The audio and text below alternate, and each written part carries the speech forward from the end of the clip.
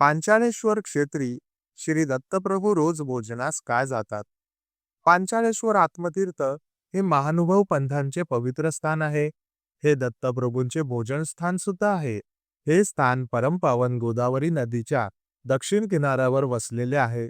या ठिकाणी श्री दत्तप्रभूंची चरणकमले रोज नियमाने लागतात.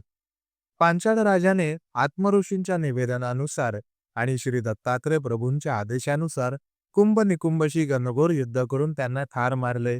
परंतु कुंभ निकुंभ दैत्य असले तरी पुलस्तीचे पुत्र असल्याने आपणास ब्रह्महत्येचे पातक लागले असे पांचाळ राजाच्या मनात आले. पांचाळ राजाने दत्तगुरूंना आपली व्यथा सांगितली व म्हणाले, प्रभू मला या ब्रह्महत्येच्या पापातून मुक्त करा. श्री दत्तात्रय प्रभू त्याला म्हणाले, राजा घाबरू नकोस, मी तुला या पातकातून मुक्त करून आमचे अक्षयपद प्रदान करीन. तरी धनुष्य सज्ज करून पाताळातून अग्रोदक काढ. पांचाळ राजाने बाण मारून पाताळातून पाणी काढले. आत्मऋषींनी त्या उदकाने श्री दत्तात्रय प्रभूंचे चरण प्रक्षालन केले व ते चरणोदक पांचाळ राजास दिले. ते प्राशन केल्याने पांचाळ राजा ब्रह्महत्येच्या पातकातून मुक्त झाला. त्यामुळे त्या तीर्थास आत्मतीर्थ असे म्हटले जाते.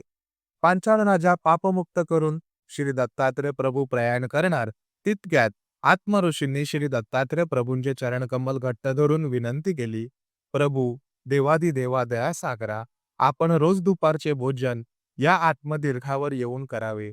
माझ्या लेकराचा एवढा लढीवाढ पुरवावा. श्री दत्तात्रय प्रभू प्रसन्नपूर्वक तथास्तु म्हणून निघून गेले. म्हणून पांचाळेश्वर क्षेत्री दत्तगुरू रोज भोजनास जातात. अवधूत चिंतन श्री गुरुदेव दत्त.